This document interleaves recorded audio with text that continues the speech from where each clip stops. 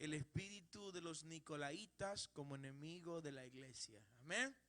El espíritu de los nicolaitas como enemigo de la iglesia. Podemos estar de pie para honrar al Señor y honrar su palabra.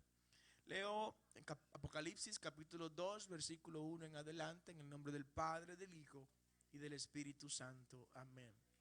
Escribe al ángel de la iglesia en Éfeso, el que tiene las 7 estrellas en su diestra, el que anda en medio de los 7 candeleros de oro, y dice esto: yo conozco tus obras y tu arduo trabajo y paciencia, y que no puedes soportar a los malos, y has probado a los que se dicen ser apóstoles y no lo son, y los has hallado mentirosos, y has sufrido y has tenido paciencia y has trabajado arduamente por amor de mi nombre y no has desmayado. Pero tengo contra ti que has dejado tu primer amor. Recuerda por tanto de dónde has caído y arrepiéntete y haz las primeras obras, pues si no, vendré pronto a ti y quitaré tu candelero de su lugar, si no te hubieres arrepentido. Pero tienes esto, que aborreces las obras de los nicolaitas. Aquí nos detenemos. Pero tienes esto, que aborrece las obras de los nicolaitas, los cuales yo también aborrezco. Vamos al versículo 12 ahora. El mensaje a Pérgamo. Y escribe al ángel de la iglesia en Pérgamo, el que tiene la espada aguda de 2 filos, dice esto: y yo conozco tus obras y dónde moras, dónde está el trono de Satanás, pero retienes mi nombre y no has negado mi fe, ni aun en los días en que Antipas, mi testigo fiel, fue muerto entre vosotros, donde mora Satanás. Pero tengo unas pocas cosas contra ti, que tienes ahí a los que retienen la doctrina de Balaán. Atención, esta parte de esta lectura. Pero tengo unas cosas contra ti, que tienes ahí a los que retienen la doctrina de Balaán, que enseñaba a Balac a poner tropiezo ante los hijos de Israel, a comer cosas sacrificadas a los ídolos y a cometer fornicación. Y también tienes a los que retienen la doctrina de los nicolaitas, la que yo aborrezco. Por tanto, arrepiéntete, pues si no, vendré a ti pronto y pelearé contra ellos con la espada de mi boca. El que tiene oído, oiga lo que el Espíritu dice a la iglesia.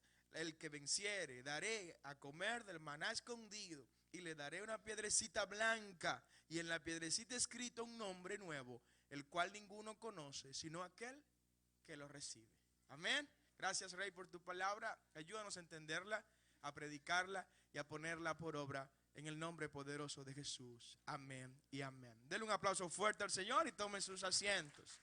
Dígale al hermano que está a su lado: yo sé que Dios me ama, yo creo en su palabra y espero en sus promesas. Amén.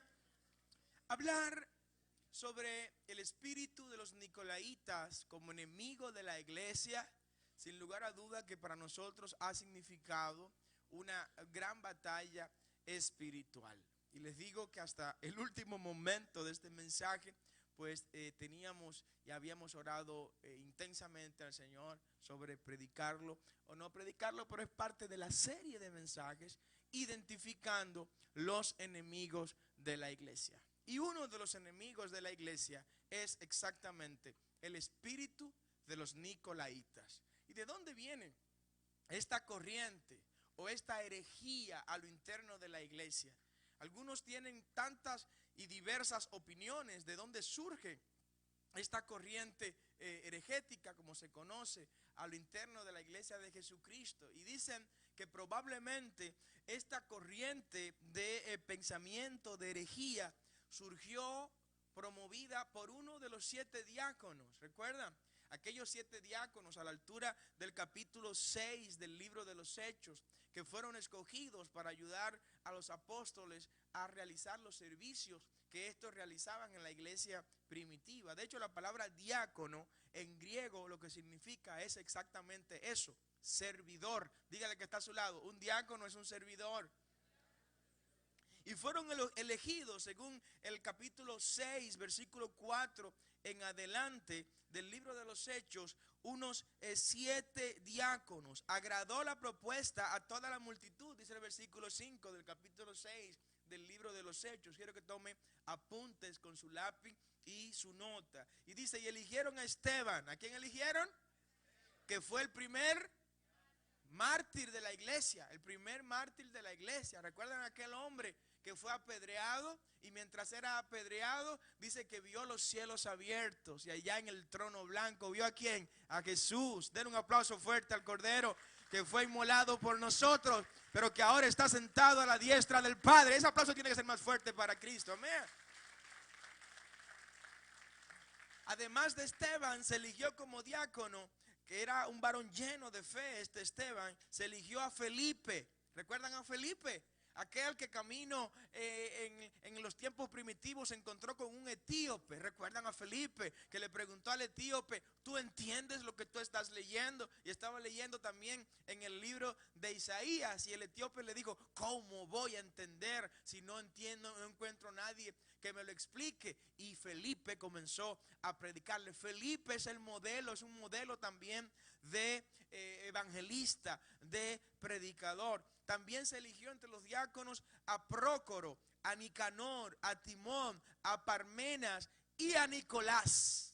Aquí viene esta figura de la que queremos hablar según las corrientes de algunos estudiosos bíblicos. Nicolás, un prosélito de Antioquía. O sea que Nicolás fue uno de los 7 primeros diáconos que tuvo la iglesia de Jesucristo. Algunos creen que este Nicolás, con el transcurso del tiempo, se desvió de la sana doctrina del evangelio y comenzó a enseñar doctrinas falsas, sobre todo doctrinas que tenían que ver con la liberalización o pseudo liberalización de los desórdenes sexuales, tratando de enseñar en la iglesia que no había problema con la promiscuidad sexual, que no había problema con la contaminación con las demás religiones paganas fuera del evangelio. Otros dicen que no exactamente fue así, y estas especulaciones las traemos también a la iglesia porque no existe un documento histórico que podamos utilizar como referencia confiable de cómo surge esta corriente a lo interno de la iglesia de los nicolaitas. De lo que sí tenemos prueba, de lo que sí tenemos evidencia, es de que los nicolaitas se oponían con su práctica a lo que el evangelio establecía de la pureza a lo interno de la iglesia. Denle un aplauso fuerte al Señor. Amén. Un conocido hebraísta llamado John Lightfoot. John Lightfoot, es bueno recordar, fue uno de los grandes forjadores de Cambridge. Cambridge, esta universidad británica, que recuerden también que la mayoría de las grandes universidades históricas fueron fundadas, creadas, dirigidas, formadas por gente de Dios. Ahí está Princeton, ahí está Oxford, ahí está Yale, ahí está Harvard. Inclusive Harvard fue fundada por John Harvard, que era un ministro protestante que llegó a Massachusetts, allá a las costas de Boston, y ahí fundaron un seminario teológico. Y luego, en honor a John Harvard, es que Harvard lleva la universidad, pero surgió como una universidad para enseñar a la gente, además de ciencia, pero ciencia orientada y desde la perspectiva cristiana.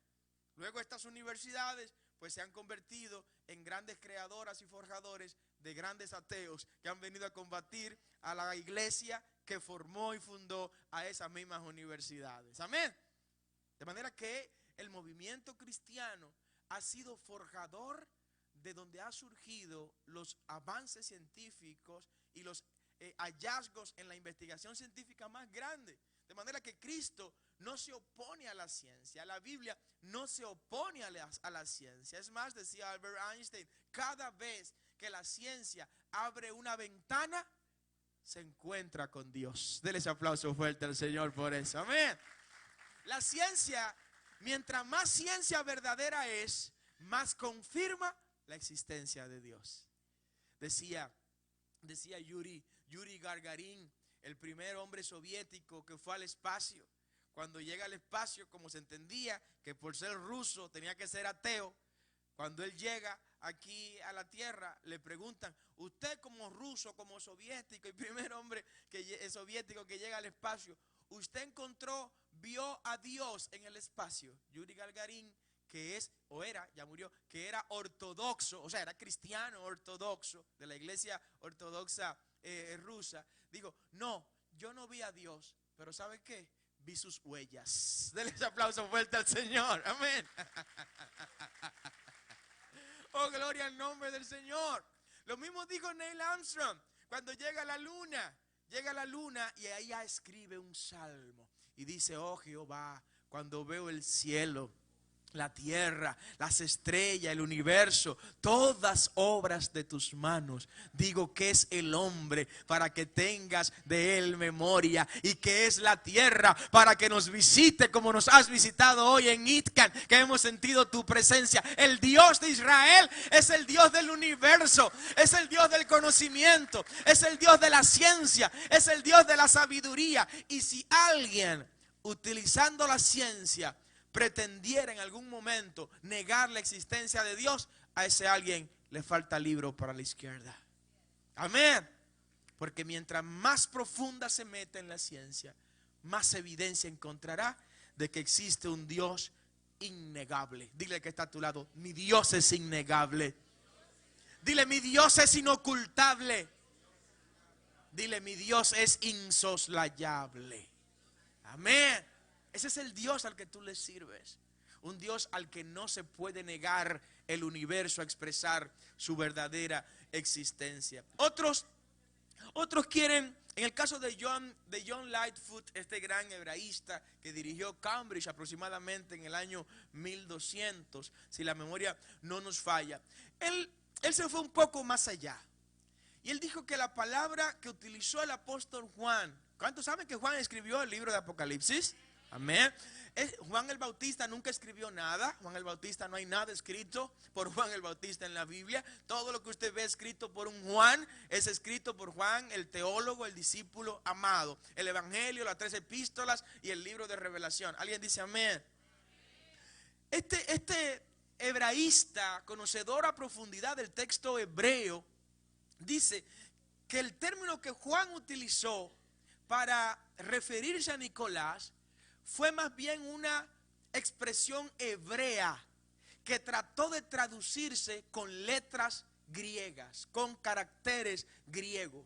Y a lo que realmente se refería cuando hablaba acá Juan, era exactamente al mismo verbo nokal que utilizó el profeta Isaías en el capítulo 4, versículo 1. Ojalá alguien pueda tomar nota y leerlo luego en la casa, que dice: y las 7 mujeres echaron mano de un hombre diciendo, comeremos. El verbo comer en hebreo es nokal, nuestro pan, y vestiremos nuestros vestidos. Fíjense cómo en este caso, este gran conocedor de la cultura hebrea y del hebraísmo, John Lightfoot, trata de vincular a lo que dice el Señor a la iglesia de Pérgamo, cuando le dice que los nicolaitas, al igual que la gente de Balaam, están llevando a la iglesia a comer de lo sacrificado a los ídolos. Primera característica que te doy de los nicolaitas y del espíritu de los nicolaitas en la iglesia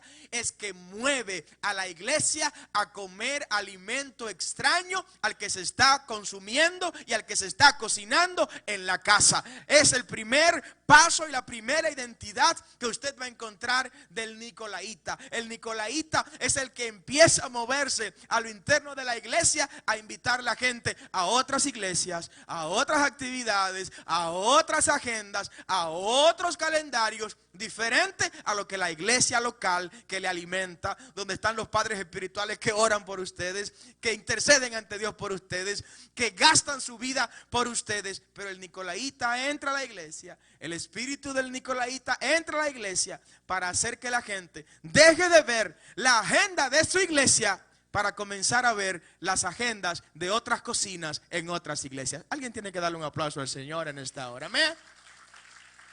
¿Están entendiendo por qué no quería predicar este mensaje? El espíritu de los nicolaitas vive olfateando donde están cocinando comidas extrañas por ahí. Pero hay gente que por estarse llevando del espíritu de los nicolaitas han probado tantos sazones que ya han perdido la sensibilidad del gusto. Ya han perdido inclusive la sanidad estomacal y de su aparato digestivo. El judío nos enseñó a comer, y es bueno que aprendamos a comer de los judíos. El judío no mezcla los alimentos. El judío, si come de una carne, no come en ese mismo momento de otra carne. Si come de un determinado rubro, no come de otro rubro en ese mismo momento. Por una lógica elemental. Cuando usted come una carne de res y ahí mismo se está comiendo una carne de pollo, usted está con bacon, dijo alguien, está ordenándole a su aparato digestivo que inmediatamente se resetee para la carne nueva que le ha introducido. ¿Alguien comprende lo que estoy diciendo? Es como que usted tiene un motor y ese motor funciona con un tipo de aceite, de un SAE tal. ¿Alguien sabe lo que estoy diciendo, verdad? El SAE son las especificaciones de ese aceite. Pero de repente a usted le dijo, no, vamos a ponerle otro SAE. Vamos a ponerle SAE 40 y era SAE 60. Pues ese motor tiene que acoplar sus dispositivos internos al nuevo aceite que usted le ha agregado. Amén. Es lo mismo que el combustible. Usted está acostumbrado a que su vehículo utilice una gasolina con tal octanaje y de repente usted le metió otra gasolina con otro octanaje. Usted tiene que esperar que su vehículo se acople. No va a responder igual. Es lo mismo que ocurre con aquellos que se dejan llevar del espíritu de los nicolaitas. Los que abrazan el espíritu de los nicolaitas, ¿saben a qué se dedican? A hacer turismo eclesiástico. ¿Alguien entiende lo que predico? Turismo eclesiástico. No, este fin de semana voy a estar en tal lugar y el otro fin de semana voy a estar en otro lugar. Y nunca echan raíces en el Señor. Nunca siembran. Mire, eso es verdad. Cuando se dice que una gotita de agua cayéndole todos los días a una piedra hace un hoyo, es porque de verdad hace un hoyo. Usted quiere llevar frutos y frutos dignos de arrepentimiento. Eche raíces en la casa que Dios le colocó. Eche raíces en el lugar donde Dios le llamó. Eche raíces en ese lugar e identifique cómo puede servir a Dios desde ese lugar. No se me ponga bravo, que no es de ustedes que estoy hablando. Amén. Este espíritu de los nicolaitas mueve a la gente a consumir mucha comida chatarra. Sí, porque la comida dedicada a los ídolos, eso es comida chatarra. Y hay mucha comida chatarra en el plano espiritual en las redes sociales. Hay mucha comida chatarra en el plano espiritual en las páginas proféticas. Y hay muchas comidas chatarras en las redes sociales en las páginas apostólicas. Y hay mucha comida chatarra en las redes sociales y gente que hasta que no, es un nuevo horóscopo, es un neo horóscopo, horóscopo es que se dice, ¿no? Es un neo horóscopo que muchos ya tienen. Que no salen de su casa, así como el señor supermercado es que se llama, ¿no? Walter Mercado, ¿no? Así como el señor Walter Mercado, que hay gente que no salen de su casa hasta no ver lo que ese señor dijo en ese día. Así hay gente que no salen de su casa hasta que no vean en las redes sociales cuál fue la palabra profética que en este día el misionero, el apóstol, la pastora, el pastor tal desató para mí. Eso es religión, eso es misticismo.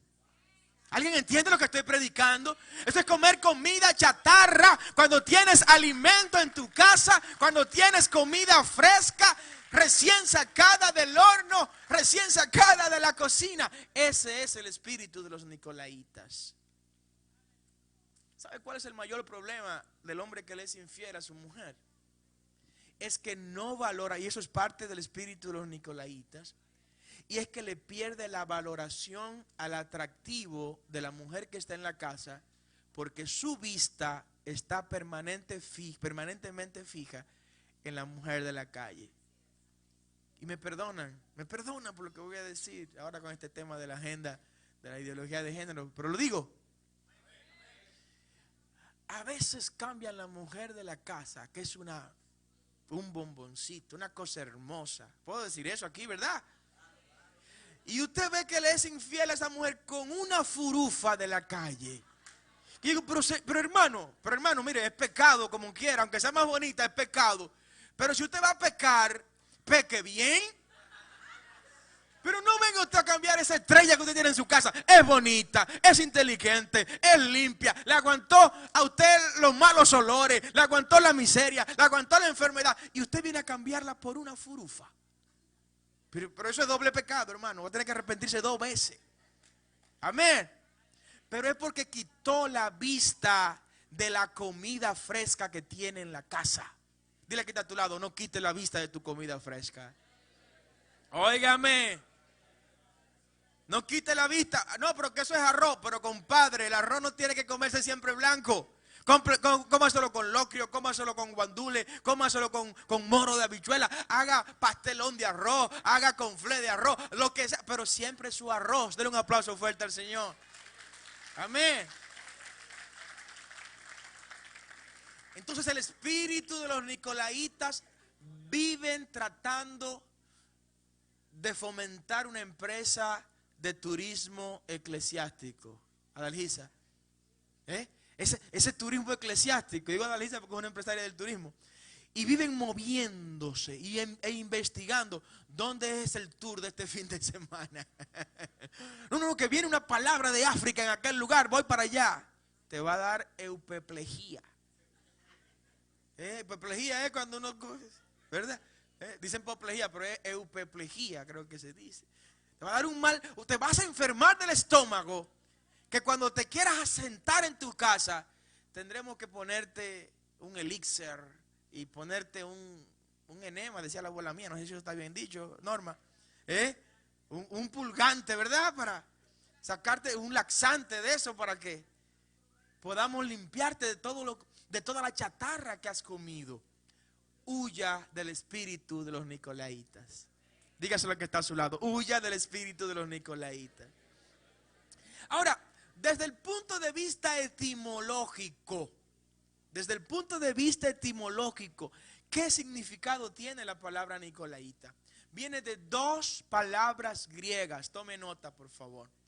Es una palabra compuesta, la palabra nicolaitas. Viene de 2 palabras griegas. Una tiene que ver con Nican. Nican, no Itcan, no. Nican. Nican significa conquistar, vencer, seducir, arrodillar, ¿no? Eso es Nican. De ahí viene la primera parte de Nicanor, Nican. La segunda palabra es Laos. Laos, que significa pueblo. De ahí viene la palabra en español laico. Cuando ustedes oyen hablar de laico, están hablando es del pueblo, de la gente común. Cuando alguien dice, no, yo soy un laico, bueno, es que yo soy un miembro de la iglesia, soy parte de la comunidad, del pueblo, ¿no? Que en el caso del Estado Dominicano, es bueno aclarar que el Estado Dominicano, a propósito de laico, no es laico. Dile que está a tu lado, el Estado Dominicano no es laico. Ay, eso le molesta a alguna gente que uno lo diga, pero es la verdad. El Estado Dominicano no es ni puede ser laico. Otros estados sí lo son, pero República Dominicana no es ni puede ser laico. Porque para ser laico, ya el concepto laico tiene implícito en sí mismo lo siguiente: que ese estado o esa institución no tiene ninguna relación ni de origen, ni de conformación, ni de historia con alguna confesión religiosa. ¿Alguien entiende lo que digo? ¿Eso pasa con República Dominicana? No, jamás, jamás. Porque para que eso ocurra, hay que volver a 1844 y decirle a Duarte, Duarte, no pongas ese lema ahí en la patria. ¿Cuál es el lema de su país? Dios, patria y libertad. Ya está Dios. Ya está Dios. Por el hecho de estar Dios y no Mahoma, es el Dios de Israel el que Duarte puso ahí. Duarte con su proyecto de nación ya estaba amarrando su proyecto de nación que se llama República Dominicana. ¿A quién?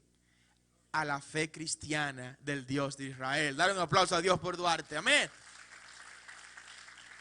Pero tampoco puede ser laico el Estado Dominicano, porque en el escudo de armas, en el centro de la bandera, Duarte puso la Constitución de la Revolución Francesa. No, ¿verdad que no? ¿Qué cosa puso Duarte? La Biblia. Y la Biblia es un libro de astrología. ¿Ve qué es? Es el libro sagrado judeo cristiano.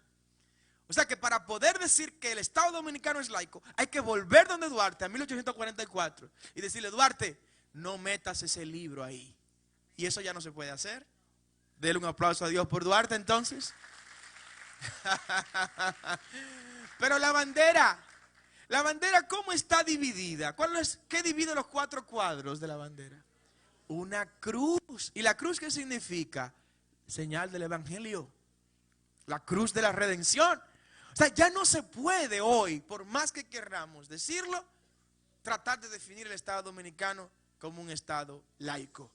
Pero Duarte, cuando iba a fundar la Trinitaria, ¿cómo la inició fundando?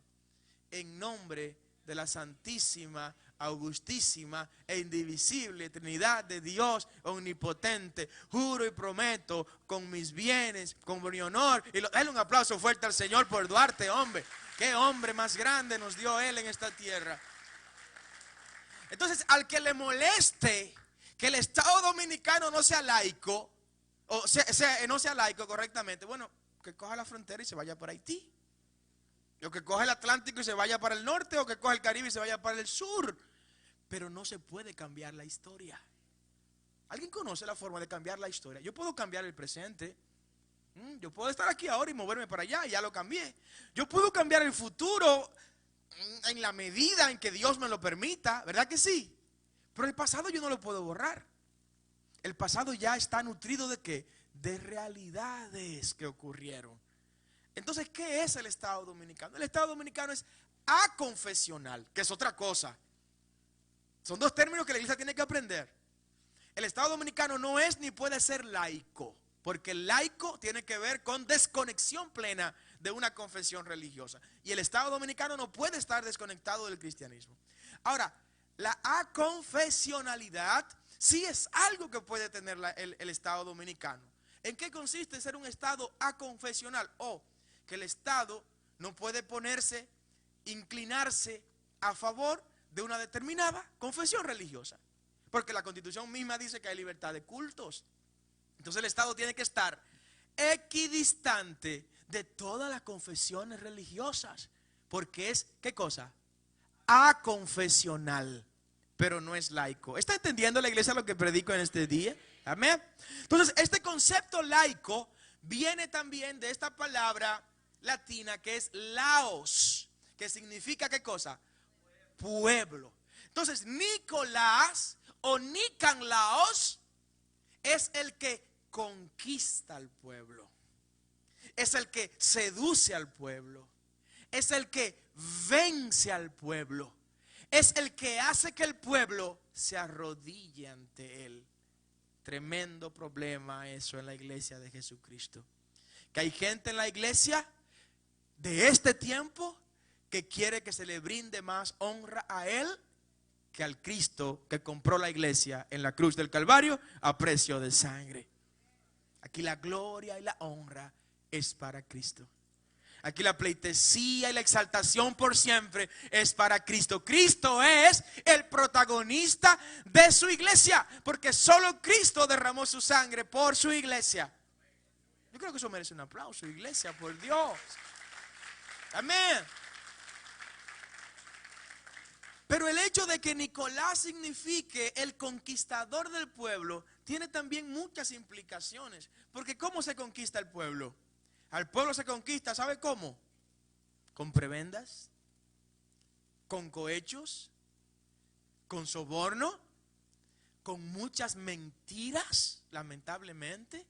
al pueblo se conquista, a la mayor parte del pueblo se conquista poniéndole caramelos e ilusiones en este determinado momento, y así es como lo han hecho los que tradicionalmente han gobernado los pueblos. Pero eso no puede ocurrir en la iglesia. Por eso en la iglesia no es el pueblo el que manda. Dile que está a tu lado: en la iglesia no es el pueblo el que manda. En la iglesia manda el Espíritu Santo de Dios. Dale un aplauso fuerte al Señor. Amén. Sí, en la iglesia manda el Espíritu Santo de Dios. Entonces el espíritu de los nicolaitas, ¿sabe qué hacen? Sale a conquistar al pueblo para ponerlo contra lo que Dios ha establecido. ¿Alguien escucha lo que predico? El espíritu de los nicolaitas dedica su tiempo a seducir. Es una palabra muy común y por eso se vincula también al espíritu de los nicolaitas a Jezabel. ¿Recuerdan? No vamos a hablar de Jezabel. Ya de Jezabel hablamos bastante cuando hablamos sobre el espíritu de Jezabel. A los nicolaitas se le asocia con las obras y pecados de Balaam. ¿Recuerdan a Balaam? ¿Recuerda aquel profeta al cual el rey Balac trató de comprarlo y que el hombre no se vio muy opuesto a ser comprado? Porque hay gente que quiere que lo compren. Hay gente que usted lo ve hablando muy duro, pero es para cotizarse más. Hay gente que muchas veces suben fotos con otras personas, pero no es porque disfrutan esa foto, es porque subiendo esta foto con esta persona a las redes sociales, voy a hacer que se explote de la rabia y de la envidia a otro grupo de personas que la va a ver. Eso sucede mucho en la política. Gente que usted lo oye públicamente hablando de cosas por ahí, y muchas veces es cotizándose para que le den más dinero por su voto para la reelección. Señor, reprenda al diablo. Sí, eso hace el espíritu de los nicolaitas. El espíritu de los nicolaitas hace exactamente lo que hizo Balaam. ¿Cuáles fueron los pecados de Balaam? Tome nota. Los pecados de Balaam estaban vinculados a la corrupción mercenaria. Cuando hablamos de mercenarios, ¿de quiénes estamos hablando? De gente que va a la guerra por paga, no por sentimientos. De gente que hace las actividades que hacen por un beneficio económico meramente dicho. Hay gente que en esa labor de mercenario, siendo de un país, han ido a la guerra donde su país de origen estaba peleando y él estaba peleando contra su propio país por dinero. Esos son los mercenarios. Amén. ¿Puedo decirle algo? El espíritu de los nicolaitas está asociado a la corrupción mercenaria del evangelio. Esto es muy fuerte lo que estoy diciendo. Hay gente que se ha corrompido y se ha convertido en mercenarios del evangelio, dando profecías por dinero, dando palabras por dinero, dando mensajes por dinero. Y eso lo vimos aquí en el libro de Números. Anota el libro de Números, capítulo 22, versículo 7. Dice la escritura que aquellos hombres enviados por Balac llevaron consigo hacia donde Balaam, ¿saben qué cosa? Dádivas de adivinación. O sea, Balaam, te vamos a pagar para que tú nos adivines en favor de mi rey Balac. Dile al que está a tu lado: huye de la corrupción mercenaria. Amén. Porque eso es el espíritu de los nicolaitas. Gente que han hecho de la fe un gran negocio. Gente que han hecho de la predicación del evangelio estructuras corporativas multimillonarias. Eso es parte del espíritu de los nicolaitas. Otra característica del espíritu de los nicolaitas que tiene que ver con la historia de Balaam es la arrogancia. Mucha arrogancia. Gente que se ha envanecido con el don que Dios le dio. Gente que perdió la cordura y se olvidó, muchacho. No es al burro al que están aplaudiendo, es al que va encima del burro al que están aplaudiendo. No te creas burro tan burro para creerte que tú como burro es el que estás recibiendo los aplausos. Es el que va encima de ti al que están aplaudiendo. Y ese que va encima de ti es Dios desde siempre. Es el Mesías Redentor y es el Rey de Reyes y el Señor de señores. Ahora, burro, ¿tú quieres ver si es verdad que ese tío es el que va arriba, que van aplaudiendo? Desmonta el que está arriba y sube tú solo. Entra tú solo a ver si te van a aplaudir. No, te van a coger una soga, te van a amarrar y te van a sacar del camino. Porque eso ocurrió con una historieta de niños que nos enseñaban en la escuela bíblica. Que el burro pensaba que era él que aplaudían y era Jesús. Y después se volvió él solo al otro domingo a ver si pasaba lo mismo. Y salieron con cubeta a echarle agua y con soga a amarrarlo. Porque se confundió. Eso está ocurriendo con alguna gente que está confundiendo su don. Eso es el espíritu de los nicolaitas. El libro de Números, capítulo 22, tome nota, versículo 8 dice lo siguiente. Le dice este hombre, Balaam, reposad aquí esta noche. Oigan cuánta arrogancia. Reposad aquí esta noche y os daré respuesta según Dios me hablare. Gloria al nombre del Señor. O sea, el hombre estaba convencido porque Jehová Dios es su empleado. Porque Jehová Dios es un empleado de él. Él sabía que Jehová le iba a hablar esa noche. Él sabía que Jehová le iba a decir lo que tenía que hacer esta noche. Así hay mucha gente mal utilizando el nombre de Jehová. Y que Jehová dijo, y que Jehová ordenó, y que Jehová me habló, y que Jehová me dijo en sueño, y que Jehová me dijo en visión. Y con ese espíritu de los nicolaitas se está confundiendo y está confundiendo mucha gente. Lo que Jehová le diga a usted tiene que pasar el sedazo de la palabra. Dice el apóstol Pablo, aún un ángel descienda del cielo con algo distinto a lo que aquí está escrito y sea llamado anatema, que es maldito. Amén. Entonces todo lo que Dios le diga tiene que pasar el sedazo de la palabra. De lo contrario es el espíritu de los nicolaitas. Otra característica del espíritu de los nicolaitas vinculado a los pecados de Balaam es la vanagloria de esta vida. Amén. Este fue un serio problema de Balaam.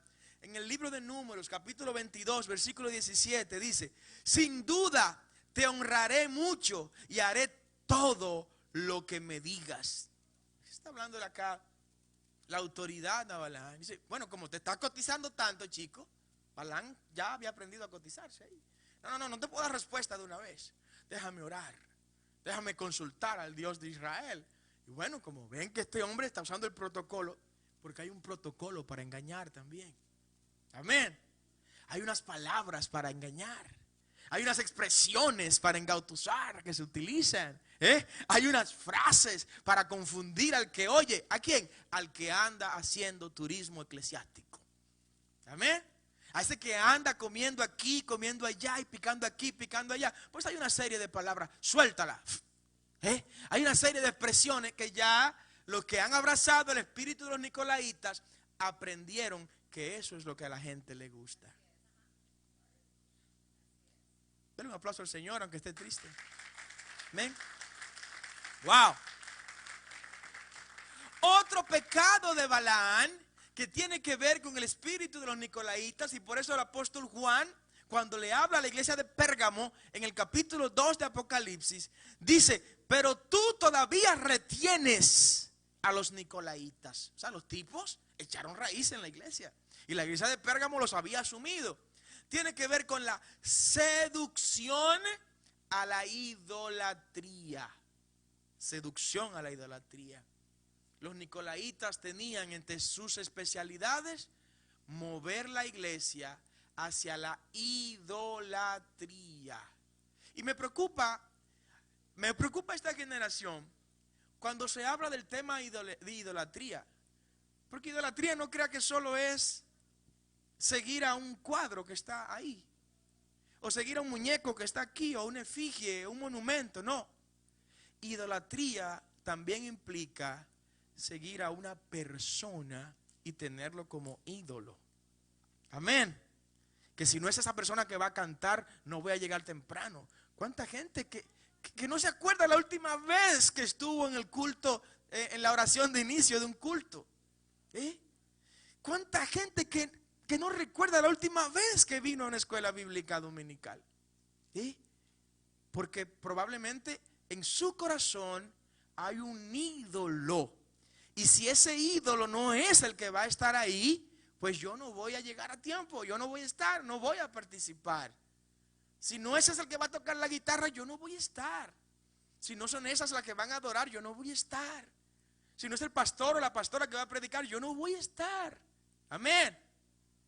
Pero los grandes eventos, si no es tal persona que va a estar, yo no voy a estar tampoco. Entonces la idolatría va más allá de eso material que está inerte, colocado en la pared. No, también es una persona. El espíritu de los nicolaitas mueve a la iglesia a poner su corazón en ídolos humanos o materiales inertes. Y eso es peligroso. Amén. La iglesia tiene que tener puesto los ojos en Jesús, el autor y consumador de nuestra fe. Denle ese aplauso fuerte al Señor. Wow. Y ya con esto terminamos. Con esto terminamos. Es un resumen muy rápido que voy a darle. El espíritu de los nicolaitas vincula el éxito de la obra a la conquista del pueblo. El éxito de la iglesia no está vinculado a la conquista del pueblo. El éxito de este cuerpo de Cristo no está vinculado a la conquista del pueblo.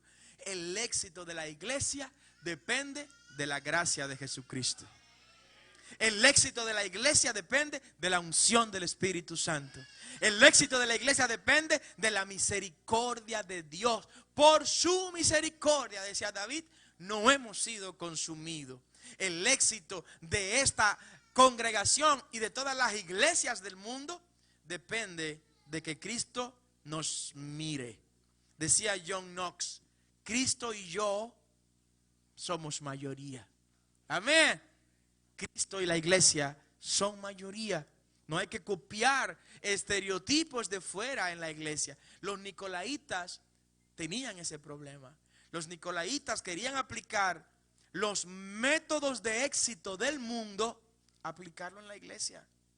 Y eso no es posible, porque la iglesia tiene su método y fue establecido en el libro de los Hechos con la iglesia apostólica. Querían utilizar, y de hecho empezaron a usarlo, estrategias de hombres de afuera a la iglesia para entonces establecer una jerarquía. Yo quiero hablarle de esto muy breve. Las 7 cartas a las 7 iglesias del Apocalipsis describen la iglesia de Cristo en 7 períodos distintos de toda la historia. En el caso de Pérgamo, ese período de Pérgamo se cree que fue el período cuando la iglesia se jerarquizó, cuando empezaron a surgir los obispos, los arzobispos, los megaobispos, las diócesis, las arquidiócesis y todo lo demás. Estamos hablando del año 315 en adelante, en el 4º siglo de nuestra era aproximadamente, ¿no? Esa es la historia de Pérgamo. Pero en el caso de la iglesia contemporánea, también aplica cada vez que la iglesia quiere convertirse en una institución. La iglesia no es una institución. No, la iglesia es el cuerpo de Cristo. Y como cuerpo de Cristo es vivo, siente, padece, llora, ríe, canta, brinca, adora al Señor, vive la fe con gozo, vive la fe con alegría. Como cuerpo tiene la sangre que fluye en todo su ser, que es la sangre de Jesucristo. Por eso hay que valorar a cada miembro de la iglesia, a cada hijo de Dios. Es tan importante como el más elevado en las posiciones. Amén. El espíritu de los nicolaitas seduce al pueblo contra lo establecido por Dios. Todo el que se levanta seduciendo gente y conquistando gente en las iglesias contra lo que Dios estableció está poseído por el espíritu de los nicolaitas. El espíritu de los nicolaitas ve la fe como un medio para hacerse de mucho dinero, para hacerse de cuarto. El que quiera hacerse de cuarto, que se ponga a hacer negocio, pero no en la fe. La fe no puede ser un medio para que nadie se esté enriqueciendo. Ahora, a través de la fe, tenga la seguridad que Dios va a mover montañas en su favor. A través de la fe, tenga la seguridad que Él abrirá las ventanas de los cielos para usted y para los suyos. A través de la fe y por fe, pero dice la palabra que el justo por la fe, bueno, vivirá. Y ese vivirá implica ser prosperado en todo el sentido de la palabra. Pero no puede ser la fe, la predicación, el pastorado, la administración en la iglesia, la fuente a través de la cual usted va a hacerse de dinero. Eso no es posible. Yo quiero que te pongas de pie en esta hora. El espíritu de los nicolaitas fue sacado de la iglesia de Éfeso. ¿Y sabe qué le escribió Juan a la iglesia de Éfeso? Mira, tengo algunas cosas contra ti. Olvidaste el primer amor. Te olvidaste de tus primeras obras. Pero tengo algo que me encanta de ti. Tengo algo que disfruto de ti. ¿Sabes qué es? Que tú aborreces a los nicolaitas. Pocas veces usted va a encontrar palabra de Dios bendiciendo a alguien porque aborrece algo o a alguien. A la iglesia de Éfeso se le bendijo porque aborrece a los nicolaitas. Porque los nicolaitas son enemigos de la iglesia. Y todo el que sea enemigo de la iglesia es enemigo tuyo. ¿Alguien dice amén? El que se constituye en amigo del mundo se hace enemigo de Dios. Los nicolaitas son amigos del mundo. Los que tienen el espíritu de los nicolaitas son amigos del mundo y se constituyen en enemigos de Dios. Yo quiero orar en esta hora. Cierre sus ojos, por favor. Cierre sus ojos. Esta serie que hemos estado predicando todas estas semanas, que la continuaremos en otros tiempos con otros puntos importantes. Por ella te damos gracias, Señor. Padre, gracias porque el propósito es y así